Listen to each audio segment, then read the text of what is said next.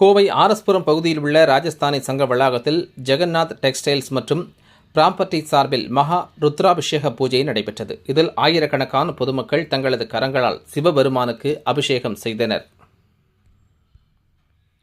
ஆன்மீக உணர்வை மேம்படுத்தவும் பக்தி மற்றும் சமூக ஒற்றுமையை வலுப்படுத்தவும் ஜெகநாத் டெக்ஸ்டைல்ஸ் மற்றும் ப்ராப்பர்ட்டிஸ் வழங்கும் பரமசிவனுக்கு அர்ப்பணிக்கப்பட்ட மிக புனிதமான வேத யாகங்களில் ஒன்றான மகா ருத்ர அபிஷேக விழா மற்றும் 1,00,000 ருத்ர பாராயண நிகழ்ச்சி கோவை ஆர்எஸ்புரத்தில் உள்ள ராஜஸ்தானி சங்க வளாகத்தில் பிரம்மாண்டமாக நடைபெற்றது.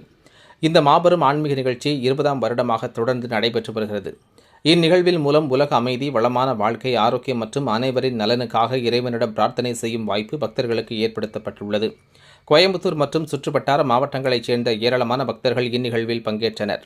மதியம் 12 மணி முதல் பக்தர்கள் தாங்களே கலந்து கொண்டு அபிஷேகம் செய்யும் நிகழ்வுடன் தொடங்கிய இந்த நிகழ்ச்சியுடன் மாலை 5 மணிக்கு மகா ருத்ர அபிஷேகம், மாலை 6:30 மணிக்கு மகா அலங்காரம், பின்னர் மாலை 7 மணிக்கு மகா தீபாராதனை நடைபெற்று அதனைத் தொடர்ந்து அனைத்து பக்தர்களுக்கும் மகா பிரசாதம் வழங்கப்பட்டது.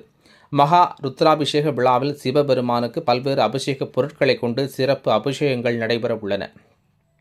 1008 லிட்டர் பசும்பால், 1008 தாமரை பூக்கள், 306 லிட்டர் தயிர், 108 இளநீர், 108 லிட்டர் கரும்புச்சாறு, 108 லிட்டர் பஞ்சாமிர்தம், 108 லிட்டர் பன்னீர், 108 லிட்டர் திருமஞ்சனம், 108 லிட்டர் சந்தனம், 108 லிட்டர் பழரசம், 108 கிலோ விபூதி, 18 கிலோ கரும்பு சர்க்கரை, 18 கிலோ அரிசி மாவு, 18 லிட்டர் தேன் மற்றும் 18 லிட்டர் நெய் உள்ளிட்ட புனித திரவியங்களால் அபிஷேகம் நடைபெறுகிறது.